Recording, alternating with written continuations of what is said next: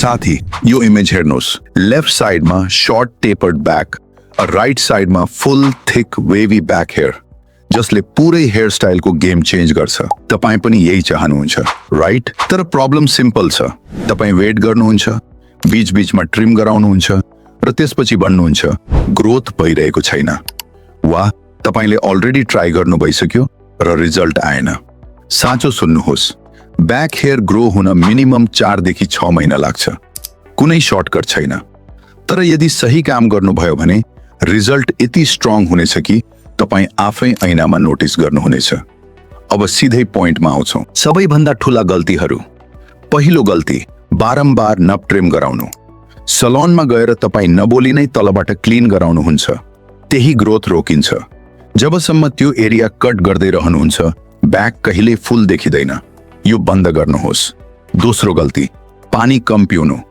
Hydration लो छ भने hair roots week हुन्छन्, ग्रोथ स्लो हुन्छ। तेस्रो गल्ती, निद्रा कम। 5 देखि 6 घण्टा मात्र सुत्नुहुन्छ भने ग्रोथ कम्प्रोमाइज हुन्छ। 7 देखि 8 घण्टा फिक्स गर्नुहोस्। चौथो गल्ती, स्ट्रेस। धेरै स्ट्रेस लिनुभयो भने हेयर फल बढ्छ र ग्रोथ स्लो हुन्छ। अब सोल्युशन्स। पहिलो, नेप ट्रिम बिल्कुल बन्द। हो, ऑकवर्ड फेज आउँछ, बीचमा शेप अजीब लाग्छ, तर त्यही फेज हो जहाँ मान्छेहरू गिभ अप गर्छन्। तपाईले नगर्नुहोस्। दोस्रो, रोज 5 minute scalp massage, specially back एरियामा, फिंगर टिप्सले सर्कुलर मोशनमा। यसले ब्लड फ्लो इम्प्रुभ हुन्छ। तेस्रो, हप्तामा 2 पटक क्यास्टर ऑयल बैक एरियामा लगाउनुहोस्। 1 घण्टा पछि वाश गर्नुहोस्। चौथो, डायट ठीक गर्नुहोस्। कपाल प्रोटिनबाट बन्छ। एग्स, दही, स्प्राउट्स एड गर्नुहोस्। खाना वीक छ भने केही काम गर्दैन। पाँचौं, रोज 8 गिलास पानी।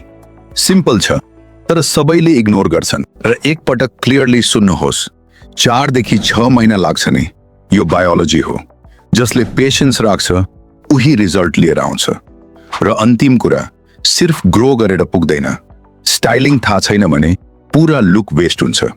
तपाईको कपाल पिन्ट्रेस्टमा देखेको जस्तो देखाउन चाहनुहुन्छ भने त्यसको लागि मैले भिडियो बनाएको छु, स्क्रिनमा आउँदैछ, गएर हेर्नुहोस्।